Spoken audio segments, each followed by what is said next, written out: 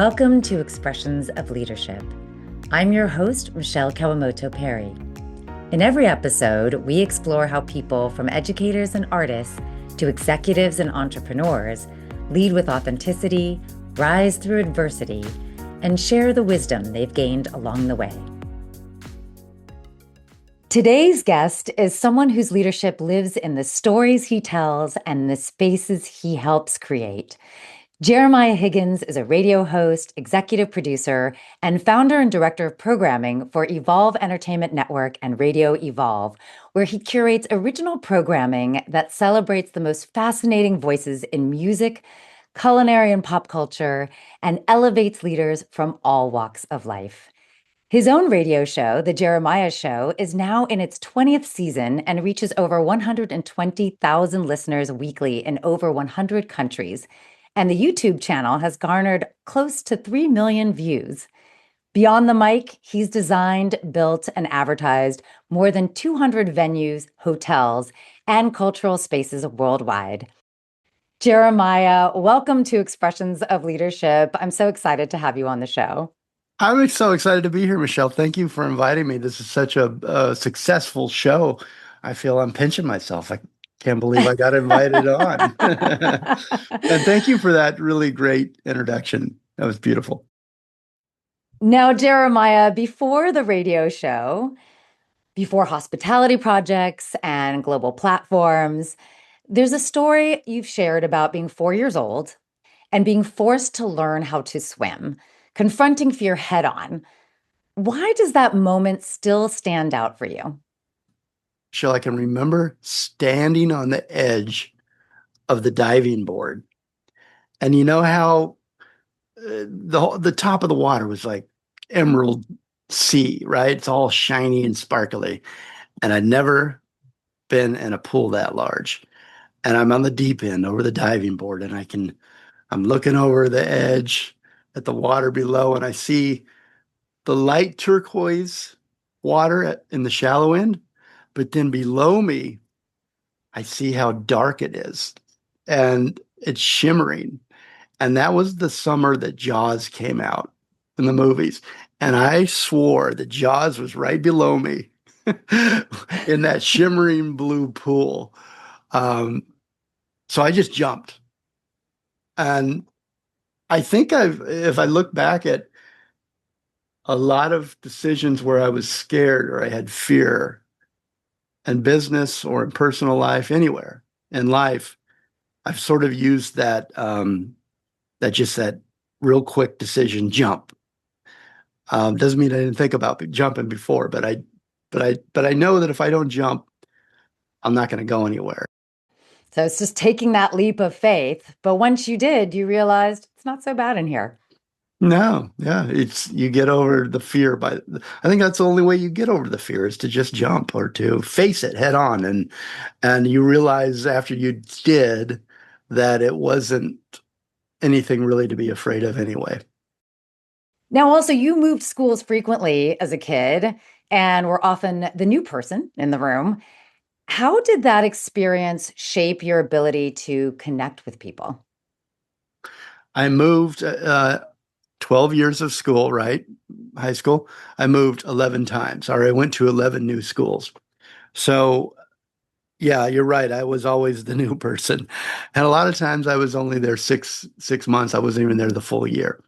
Um, it shaped, I actually am thankful for that now that I look at it.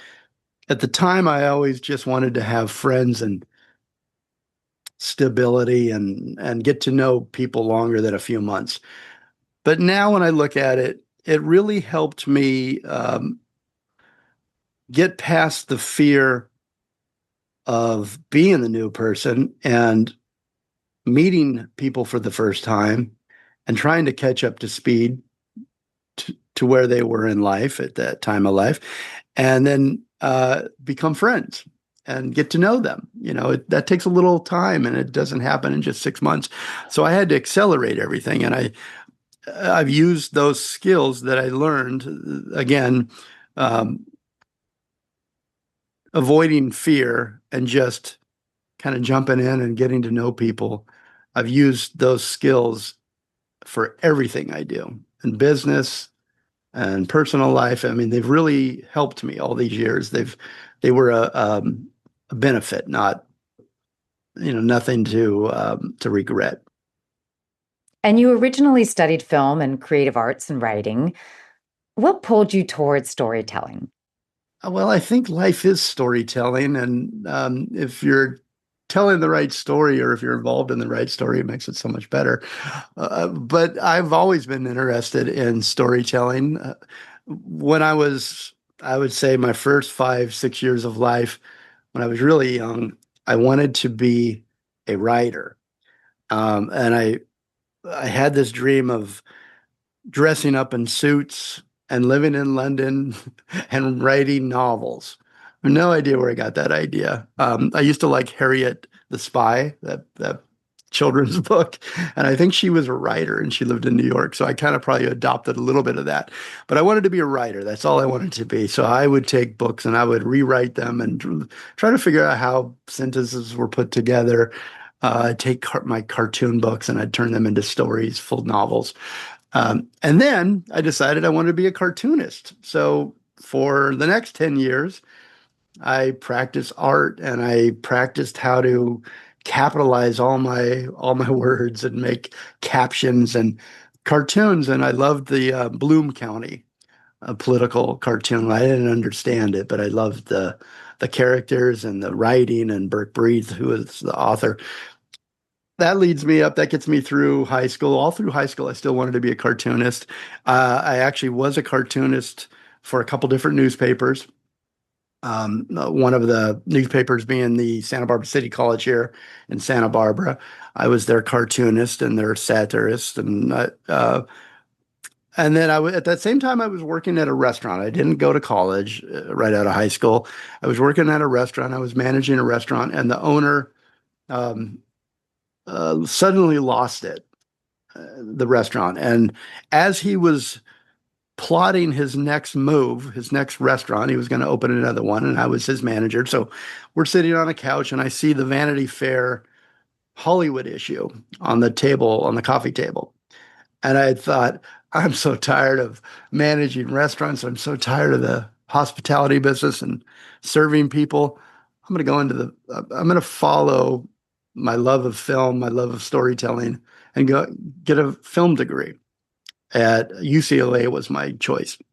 I didn't get in at UCLA, but I did get in at USC, and I went there for 2 years. So, but it was that moment of, do I go into this new restaurant or do I wait a minute, that looks pretty cool. The Vanity Fair Hollywood issue. Do I go into Hollywood? I had no idea what I was getting myself into, but I did go to school. I worked for Alex Kitman Ho, who is a famous Oscar-winning director and producer. He did Platoon, Wall Street, JFK, all these great movies he produced, and I worked with him for 2 years as a whatever they call it, whatever I did. I got coffee and I read scripts, but we did a few movies while I was there, and then all of Hollywood went on strike, this is 2000, and they predicted that it was going to be all year long, and of course I'm out of school and I have big USC film school bills to pay. And so I went back to restaurants. And of course, there are always stories to be told in the restaurant industry. But at what point did you realize that your strength wasn't just in telling stories, but in creating spaces for others to tell theirs? Well, I don't know at what point I realized that the person that I was with or that I was working for or talking to had a story. Um, but I know that in the radio, I've always loved talk radio, and you can read many stories about that probably online. I talk about that quite a bit, how my grandmother gave me a car radio and I would fall asleep listening to that under my pillow. That was 10 or 11 years old. So I've loved talk radio forever and the spoken word. and I was listening to Terry Gross interview someone, and I realized, and I at this point I'd been on radio for a few years and had my own show and had been doing a lot of interviews, and I never sounds really strange, but I never realized how important listening was. And this Terry Gross is interviewing. I can't remember who she was interviewing, but I realized that she really listened and said, let the person finish their story, didn't interrupt or have her own agenda. And I realized at that point that thanks to Terry Gross, that listening was so important. And I think up to that point in business and in life and on the show, uh, I'm like everybody. We're kind of waiting to get our question in, right? So even if somebody's telling you a story, you're not 100% listening a lot of the time. You're waiting to get your words in or your question in or your point across. And at that point, I wish I would have realized that sooner because I probably missed a lot of great stories and um, a lot of great stories from people that I've met along the way. But listening is so important. Listening is a key skill for relationships, for connection, certainly for leadership. So, after hearing yourself reflect on these early years in your life, how do you define leadership now? And maybe how has that definition evolved over time? Yeah, good question. Leadership, as far back as I can remember, I started managing when I was 17, and I've much been in management roles or ownership roles since then. So it's been a long time of learning a lot of hard lessons and a lot of lessons about leadership and watching leaders and learning from leaders or mentors.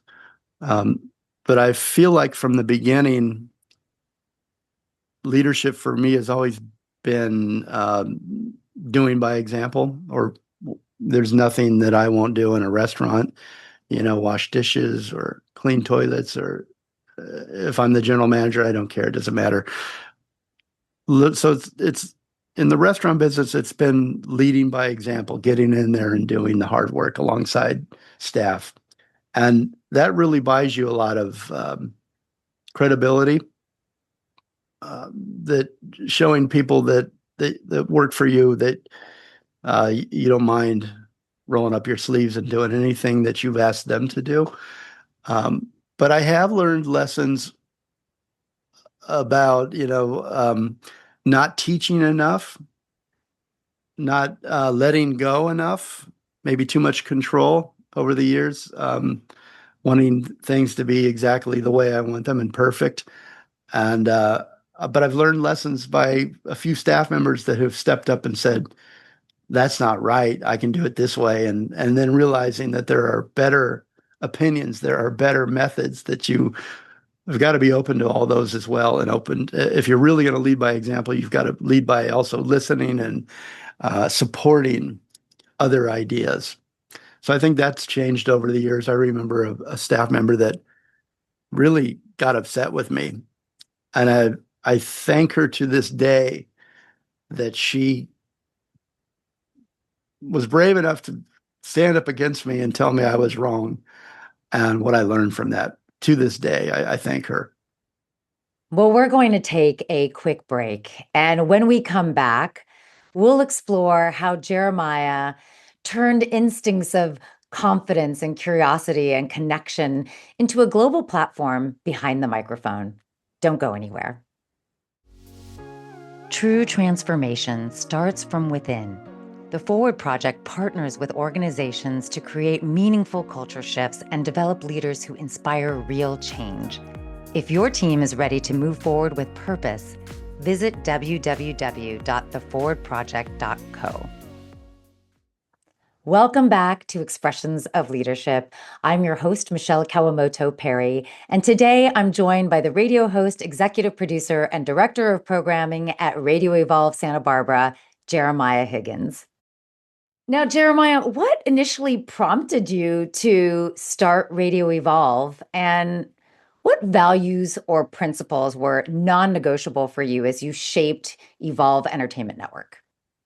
Okay, well, let me back up a little bit. Let's go. So back to 2015. I've been broadcasting since 2015. I I had a friend who managed a local radio station. I'd bought advertising for the restaurants from this gentleman for 20 years. Although we had a long relationship before I started the radio show. I walk in his office and I wanted to do a podcast on the front of the house business to sort of complement my hospitality business, my advising company. I open hotels and restaurants and bars, as you mentioned in the beginning. So I walked into his office and I said, "Hey, Les, I'd like to." Les Carroll's his name, and I said, "Les, I'd like to start a podcast, but I don't want to buy all the equipment. You've got everything set up here. You've got a back studio that doesn't never gets used. Could I use that studio and record a podcast? And I would pay you whatever you wanted to charge me to use the room for an hour." And that's where it started. So very first show, he said, "Listen, sure. You can do that. Let's do that. But let's try one out first. Let's do a test run and, uh, put it all together." So my first guest on the very first Jeremiah show, episode one, was a lady named Sheila Conlon. And Sheila Conlon worked for Gordon Ramsay, and she did Kitchen Nightmares, all the casting for Kitchen Nightmares, for Hell's Kitchen, for Hotel Hell, all of his, many TV shows at that time. And she was my very first guest. So we talked uh, about restaurants and hospitality.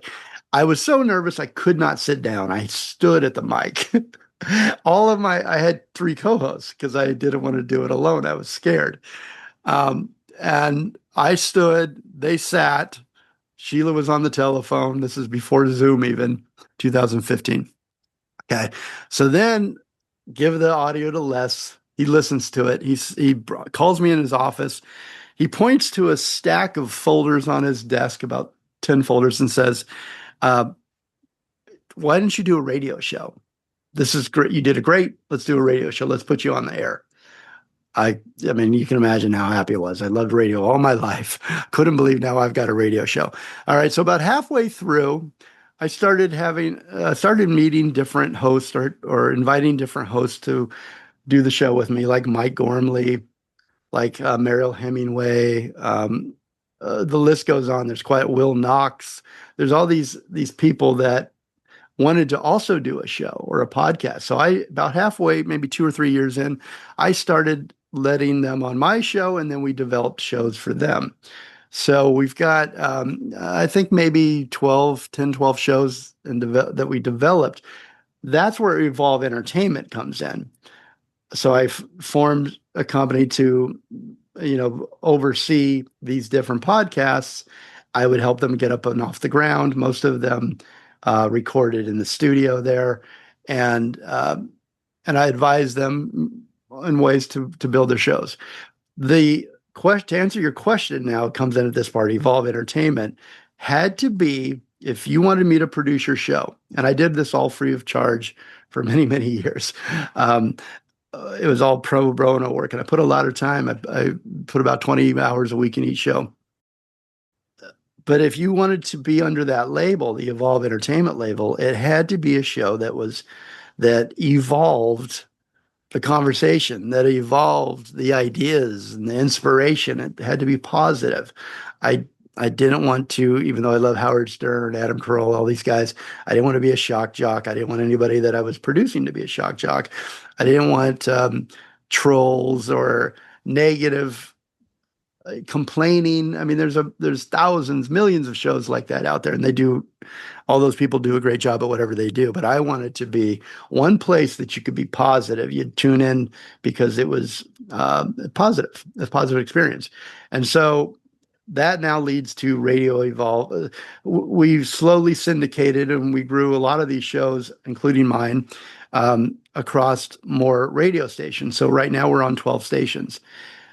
End of last year, one of the gentlemen who owns all of these radio stations said, "I want a station in Santa Barbara. Will you, but I don't want a lot of work. So will you be the director of operations? Will you oversee it? Will you run it? And it will give you a platform to add all these shows on." So that's where Radio Evolve came in. And it's just a play off of that evolve. I close every show saying, listen more and evolve. And so we've taken that word evolve through all of the different stages of this broadcast last 10 years.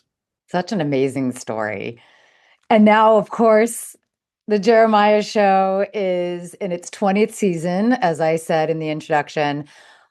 What did you understand early on about building trust with your guests and the audience? Well, trust is everything, isn't it? I mean, in life and who I deal with, I've had a lot of all the restaurant, all the businesses, all the shows. I've had, as you do, sometimes disagreements with where someone wants to go or in operations and business. I mean, life is about who you trust and who you don't trust, and you find out who you can trust and who you can't trust. And trust to me specifically is the most important thing um, in business or in shows. And so I translate or I take that idea, I think, with me to every interview. I have, as you know, Michelle, we have 30 minutes, 35, 40 minutes maybe to really kind of get to the heart and the core of a person. And that's a real gift, I think, that if you can do that. If you do it right as the host, the guest will slowly tell you more than maybe you even expected them to tell you. And and so that's why that trust is so important. If you can, it's almost intangible though, and it's hard to define how you get it in that short of a time. But I've stepped away from interviews and said, wow, that person obviously they trusted me, or something happened where they told me things that they haven't told anybody before, and then I feel really good. That's when I know I got a great interview. And Well, you definitely do get the best out of your guests, and you can tell that they really do trust you. And the audience knows that they're hearing a truly honest conversation as well. Yeah, and the audience trust is very important also to me that I go into every show with every single guest and I rip up the template and I don't I'll never I don't know if you maybe find one or two times where I've done this, but I won't ask the same question twice. I'll really prepare with the guest in mind. So I think there's a little trust that develops there that they realize that I'm going to take care of them and that I care about their story.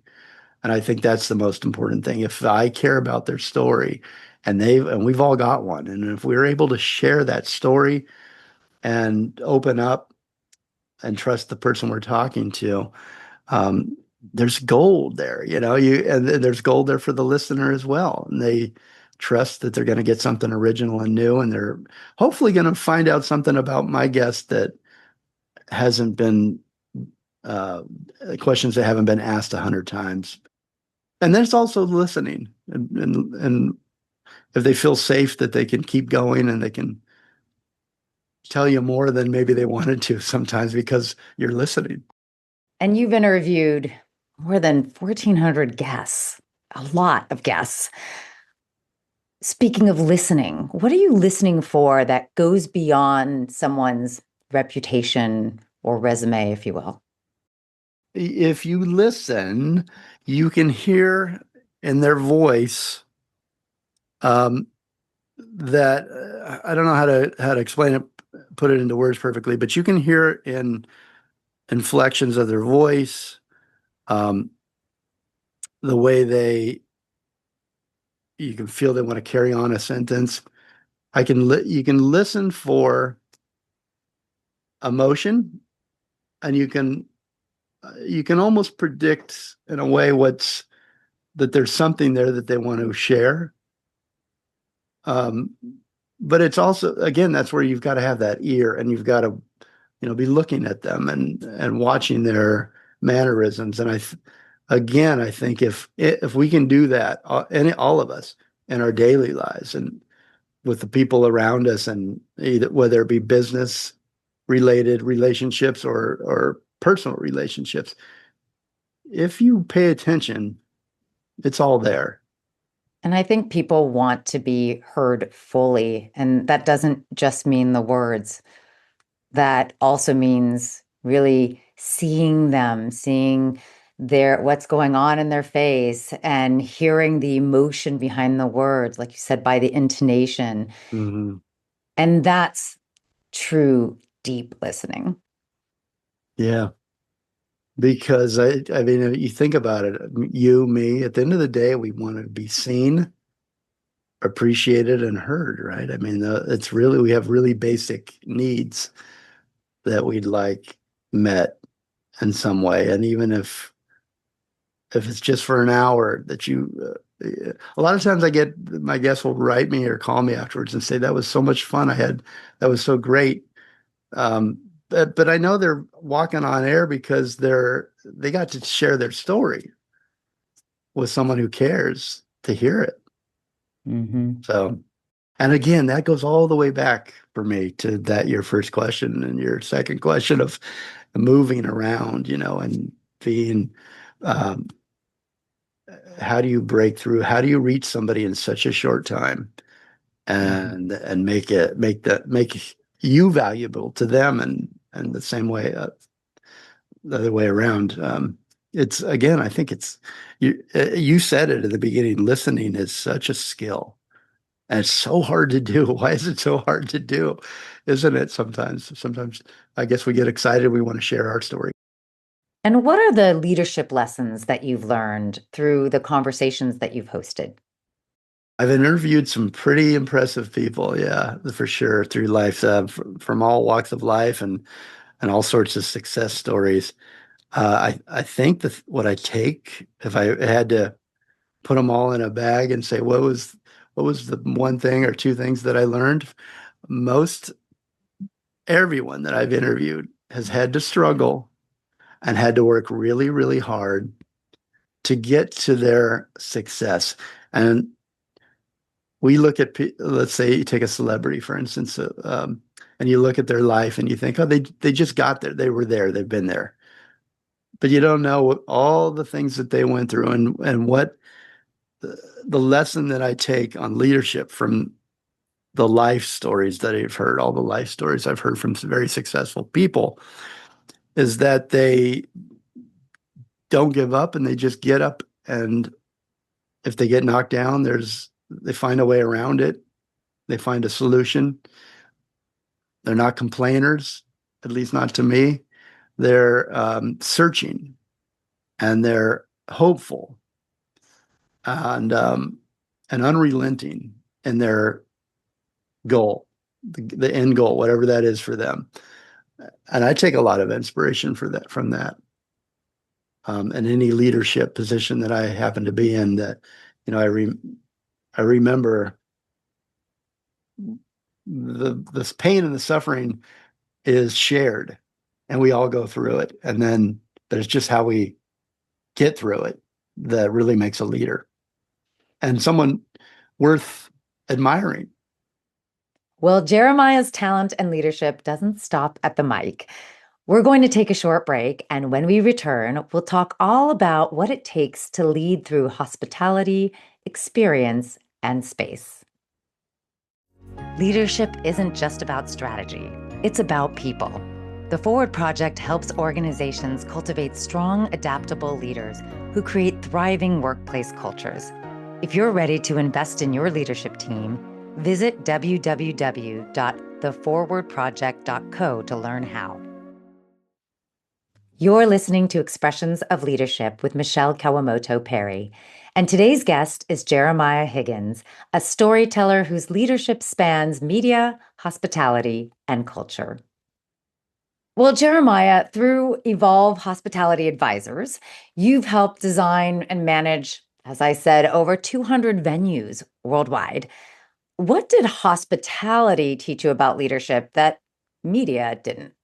Hospitality is humbling. It will crush you many times over. But the cool thing about hospitality is It's never the same every day. It changes.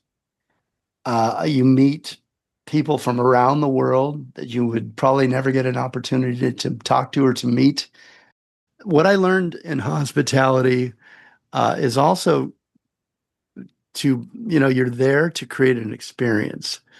And and really that's all it is. And so my goal, almost like with my show, is that I want that person that I took care of or that came through my doors to leave having a better day. And my staff we have to do something that surprises them. I've got a real quick story.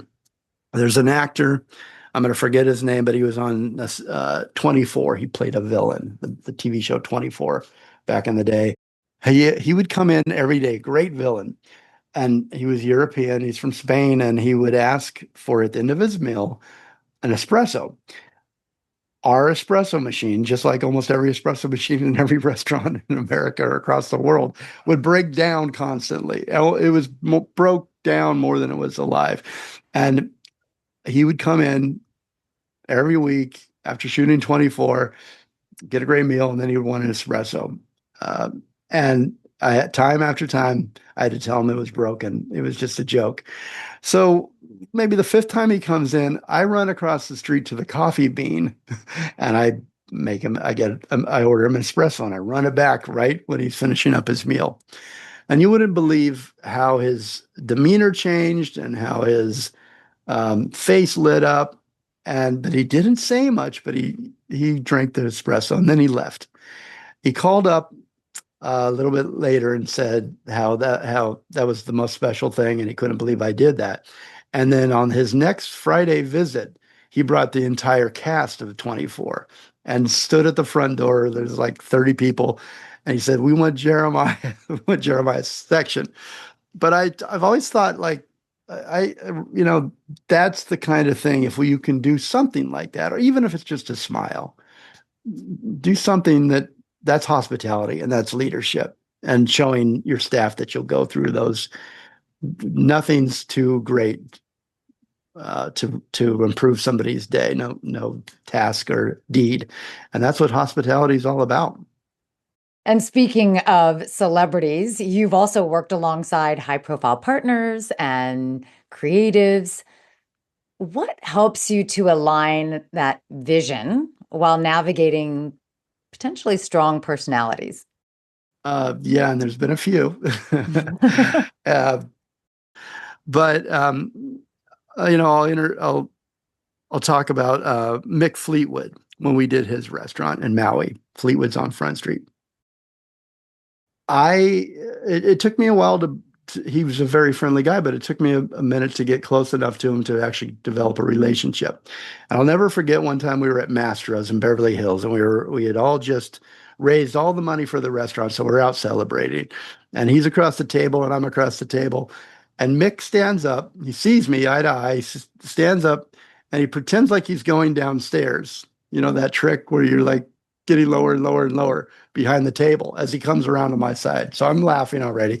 He sits down and he asks me, how I view hospitality. And I said, I feel like I'm on a stage and I'm watching all these different people moving, and I've got to sort of move them and um, put them all in the right place and help coax that along to make the whole thing smooth. And he said to me, I get it. I get it. He's like, when I'm on a drum riser, I'm in the back there drumming, but I'm looking at Stevie and I'm looking at John and I'm looking at these guys and I'm looking at the guys that pick up the clips for and I wave at them and I'm directing things from my drum set to keep the show going. And so we connected really well there. And I think I think that might be the answer to your question is just try to connect. Again, it's all about connection and trust and build up that trust. Now, what about a moment where maybe things didn't go quite as planned? Can you share a leadership moment from a time like that? And what did you learn from it? Well, in the restaurant business, hospitality business, things go wrong quite a bit. I mean, I can tell you about times on Mother's Day and on Easter weekend is when plumbing at hotels and restaurants backs up because it's very busy. There are a lot of dishes being washed. There's a lot of every year, every restaurant, restaurant people hearing this know what I'm talking about. Everything backs up. And I remember in Santa Monica at the Enterprise Fish Company, we probably had 1,200 people in the building, and all the plumbing started backing up, and it was ankle deep. And we had to. It's our biggest sales day of the year, and we had to shut it down. Um, but that was something where it went wrong, and I was disappointed because I don't want to lose sales. But you got to pivot. You got to keep everybody. I went back and I washed dishes with the dishwashers, and everybody's panicking, and it's like the place is on fire, and I just kept calm. You just got to keep calm. And when that happens a lot. So I think one of the great skills that I've had in management is learning how to keep calm through catastrophes, from the kitchen catching on fire to a palm tree coming through a glass window over a table, and on and on. There's been a lot of crises, and keeping calm so that all your staff, when they look to you and you're not sweating, they don't sweat, because as soon as somebody panics, it's over. Yeah. Well, it's also easier to think through what's the right Right. solution when you aren't panicked, right? You're absolutely right. As soon as you do panic, there's something about your mind that it just shrinks and it's gone. You can't think logically. Exactly. I have a wise mentor who says, you can't be angry and smart at the same time. I also think you can't be panicked and smart at the same time. Very true. Well, let's take a short break. And up next, we'll explore longevity, reinvention, and staying creatively alive. Stay with us. We'd love for you to be a part of the Expressions of Leadership community. Follow us wherever you get your podcasts and connect with us on Instagram and YouTube at Expressions of Leadership. This is Expressions of Leadership. I'm Michele Kawamoto Perry, here with Jeremiah Higgins, whose work bridges radio, hospitality, and cultural storytelling. Now, Jeremiah, 20 seasons is an extraordinary run. How have you stayed creatively energized over that time? That's a really great question. I've been challenged with it just recently, Michelle, right before Thanksgiving, and I took a little bit of time off.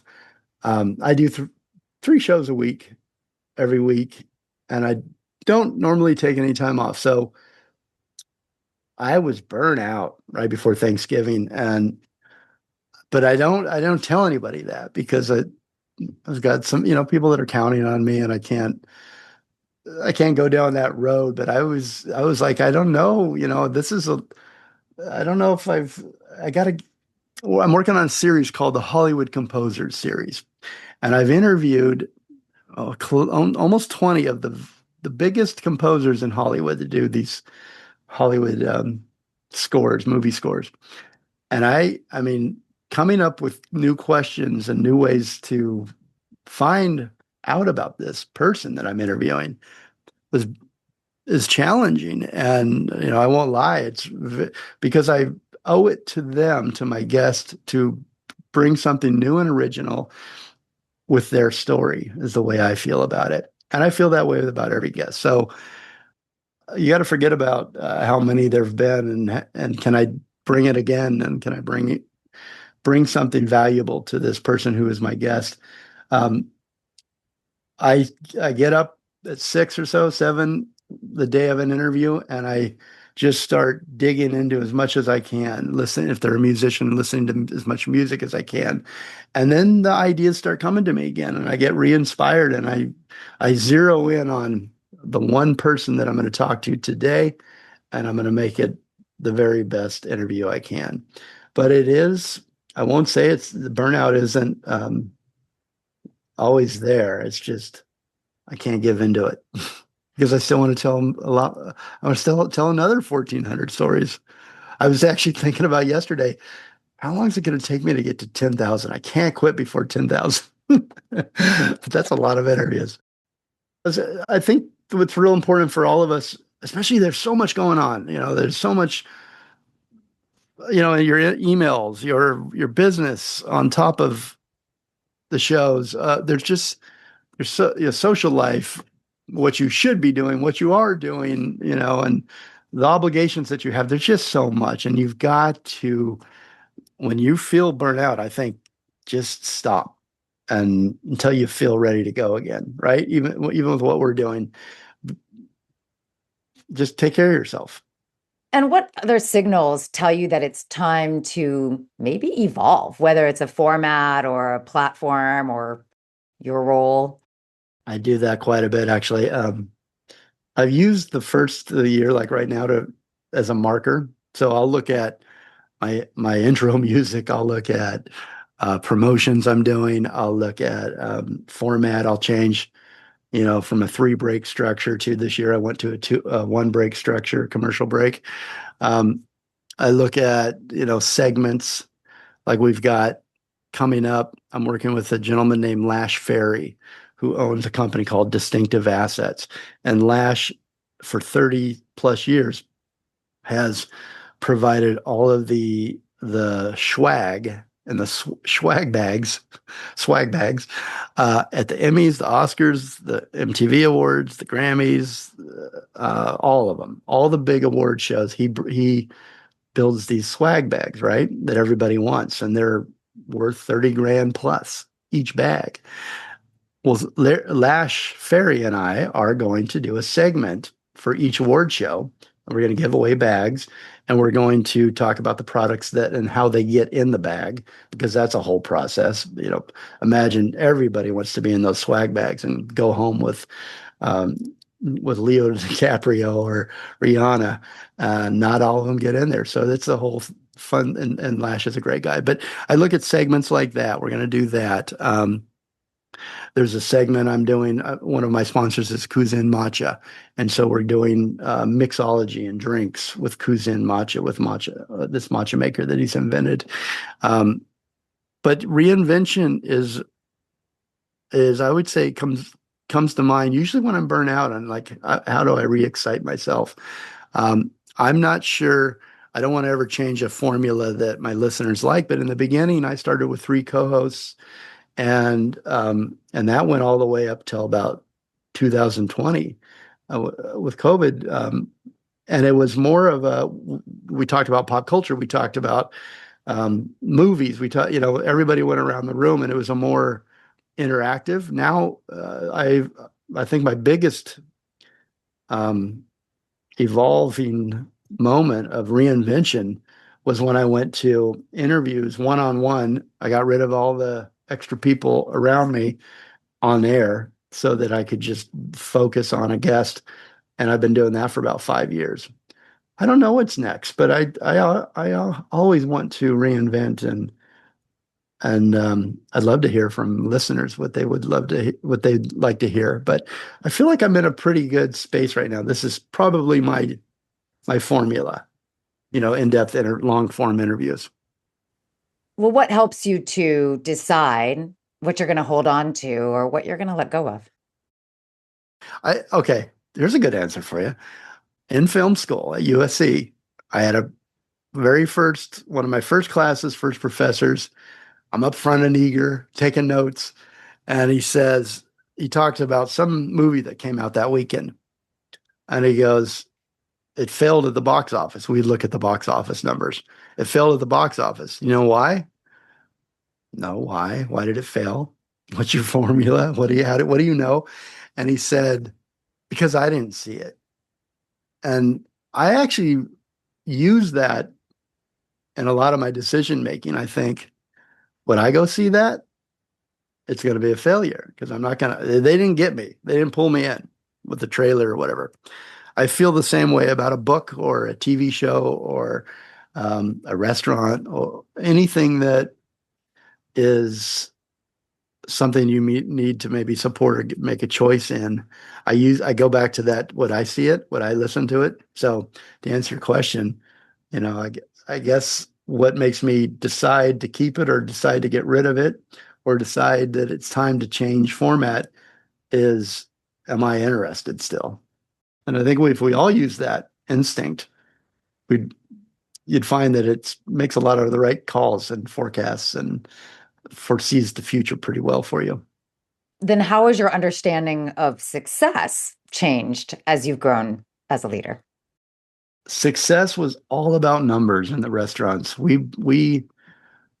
built some big restaurants and big numbers, and I'm talking like $5 or $6 million restaurants to $13 million restaurants, and it was all about beating yesterday. And in fact, I had a book called Beat Yesterday, and I would first thing I'd do in the morning, a cup of coffee, I'd look at what I have to beat from the year before, and forecasting and predicting, and success was about money and growing whatever concept I was working on. For me, success now, there, I still have to look at my show as a business. I think if you don't, you can fail, or you'll find yourself uh, at a place where you might have to make a decision to get rid of it. So you need to treat it like a business with budgets and uh, a revenue and overhead and costs and stuff like that, and make sure you're staying on that track.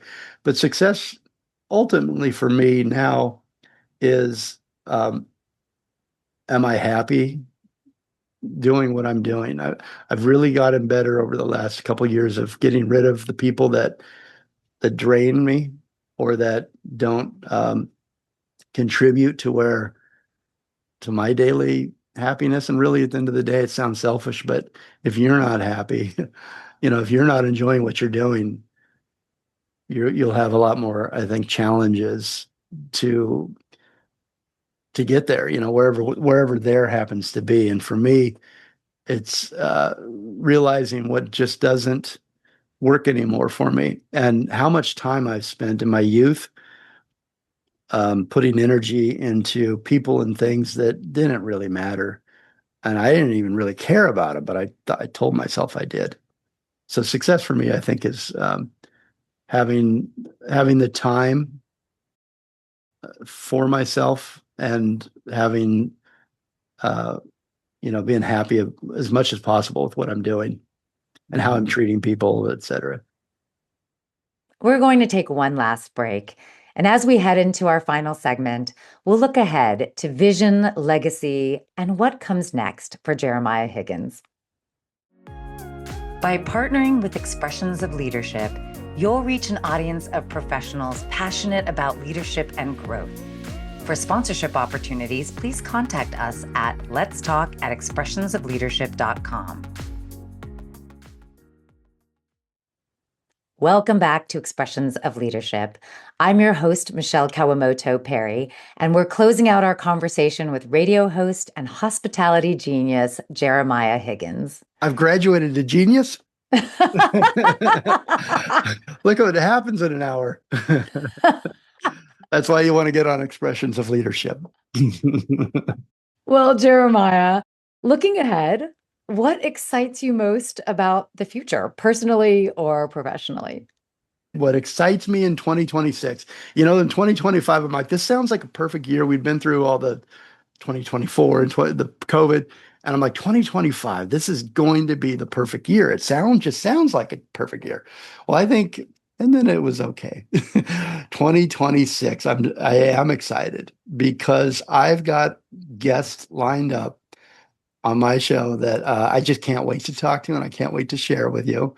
I have, a really good business plan, I think, for the show, and I want to grow the show and the radio station, much, much larger. And let me just mention about the radio station. One of the great things about that one of the joys that I get about the radio station is every day, I should say, I get music submitted to me, right? These singles.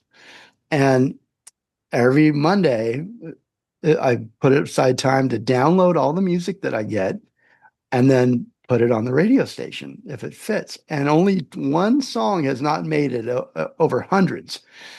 And then I send an email to every single person that submitted a song, and I say, I'm airing it right now. You can tune in. Here's where you'll find it. That has been so much fun for me, and I can't wait. This year, I've got some great ideas for the radio station to promote not only your show, but all the shows and the music and the artists that submit stuff to me. It's like that gives me a lot of joy to be able to get put on air a song by a musician that's worked so hard on it. And maybe they've been ignored, but we showcase it, we put it in countdowns and all kinds of great things. And I'm excited about that. I'm excited about doing new things for the radio station with Radio Evolve this year. And we've only been on the air since July, and we've experienced incredible listener numbers that compare to, and I'm not joking, K-Tide in Santa Barbara or K-Rock in LA. We've got big numbers, really big numbers, and I'm excited to share your music. So send it to me at goodmusic at radio.evolve.rocks. And when you think about the legacy that you want to leave, what do you hope people say about the way that you led and the spaces you created? I hope they say he gave me a place to tell my story. I'm honored that they shared their story with me, and I hope that they when we look back in we've got this catalog going that they can share it with their children and their grandchildren and share their story. And all I hope is that I was able to really honor them fully and give them a place to share their story. And for listeners who want to learn more about you or explore your work, where can they find you? And what should they check out first? I would say the best place to find me, because you can get to everything, is on LinkedIn, or not LinkedIn, Linktree. So it's Linktree, linktr.ee Jeremiah D for David Higgins. That's where you can find me. Yeah, I mean, if you type in my name, Jeremiah D. Higgins, you'll find a lot of stuff. But I think Linktree has everything from back catalogs to podcasts, links to Wikipedia, and all that good stuff is there, all in one spot. And now it's time for our wisdom and whimsy segment, where I ask the guest one advice question and one fun question. Let's begin with the advice question. When you think about all the conversations you've hosted and the experiences you've curated, what's one truth about people or leadership that took you a long time to learn, but changed how you show up once you did? I'd have to go back to the listening, and hearing a really great interviewer, Terry Gross, um, listen. You could hear her listen. And in my hospitality business, when I'm with a client, I try not to talk. I ask questions, but I really need to listen to what they want out of their business. If we're going to build them a business, what that is. And with my guests, I've got to listen. So it's that lesson that's probably been most valuable to me and then I've had to practice every day since, and how to listen. And because it's like you said, it's a skill, and it's not always easy, but if you do, it's you'll reap so many rewards from just listening. It seems so simple. Not just for the person you're listening to, but also for yourself. Mm-hmm. Yeah. Well, now for the fun question. If you could spend one night at any restaurant, venue, or music club, past or present, where would it be and why? That's an easy one. It would be my buddy Johnny Valente's place in New York City. He owns Birdland, the famous, iconic music venue and restaurant and cabaret that was started with Charlie Parker, the Bird, back in 1949. They've hosted everybody from Count Basie Orchestra through all the years to John Coltrane, Miles Davis, Ella Fitzgerald, everybody you can think of, Stacey Kent, um, Charlie Parker.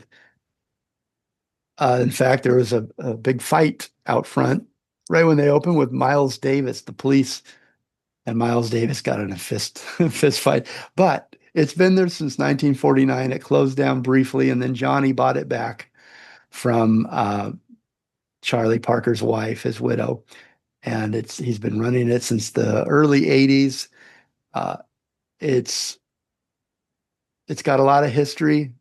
It's got a lot of ghosts. All the music greats have been there.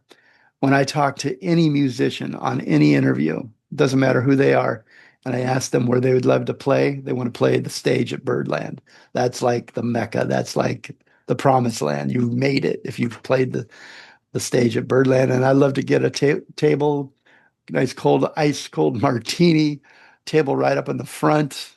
And I'd like to go back and see Charlie Parker and Miles Davis. Well, Jeremiah, thank you for sharing not just your story, but also your deep commitment to listening, creating space, and also leading with curiosity and care. Michelle, it's been a lot. It's been great. It's been such an honor to be on your show. Thank you for inviting me. And to our listeners, if this episode resonated with you, be sure to share it. Follow the show and connect with us on Instagram, Facebook, and YouTube.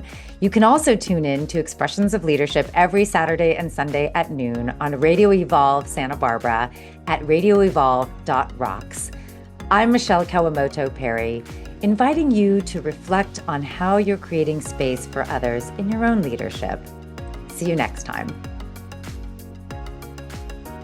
If you haven't done so already, make sure to click on that follow button so you don't miss out on future episodes. Have a guest you'd like us to interview? Questions, ideas, or just want to say hello? You can reach us at letstalk@expressionsofleadership.com or connect with us on Instagram or YouTube. We'd love to hear from you. And as always, thanks to our amazing team behind the scenes for making this podcast possible, including our sound engineer, Graham Palmer, and my chief encourager and advisor, Jeremiah Higgins.